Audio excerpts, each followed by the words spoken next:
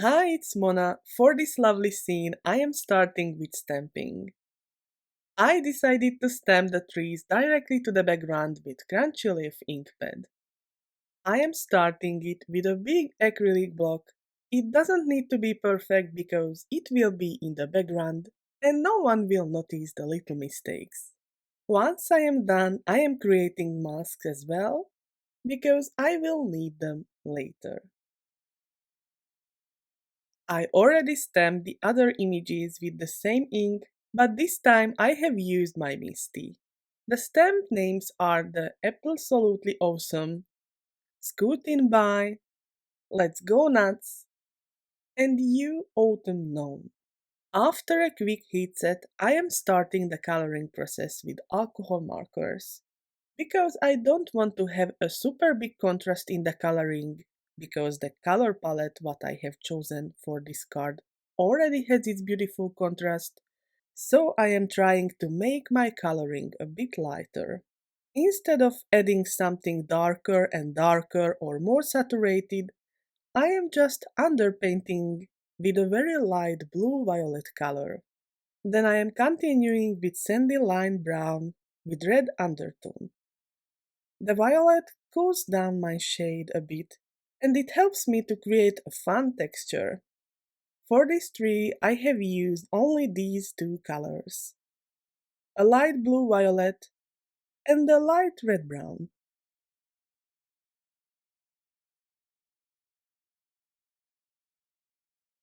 For the leaves I have used a light pink and a light coral, as well as a warm yellow and light orange colors to make this fall look.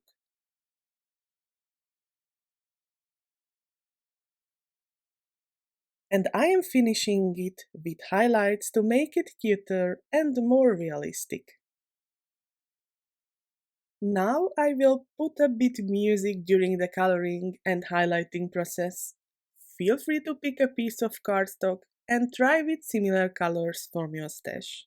You can practice with me to achieve this light but a bit faded coloring look.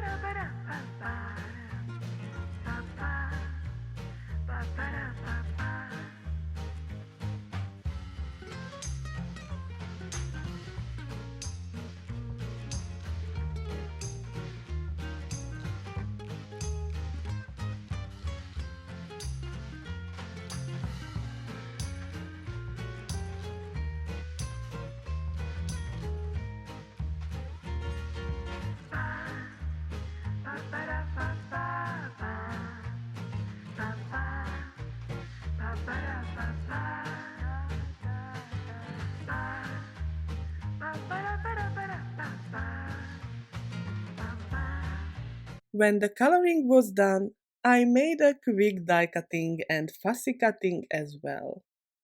This looks really yummy, isn't it?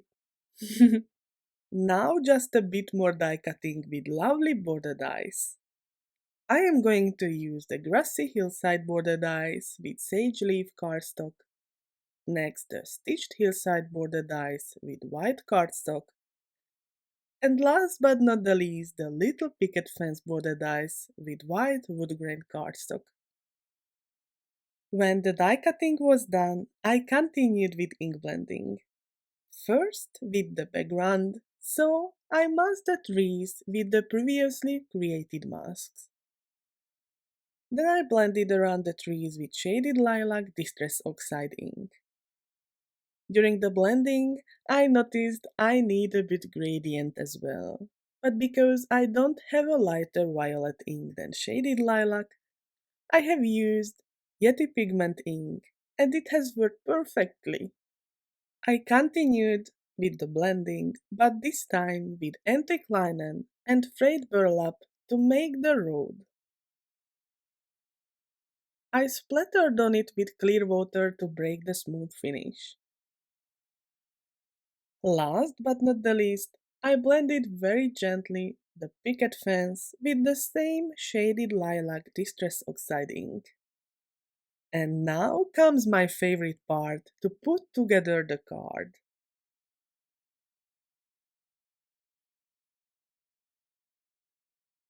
Before I put the entire card together with 3D foam squares, I like to prepend the look once again, not only in my head but visually as well.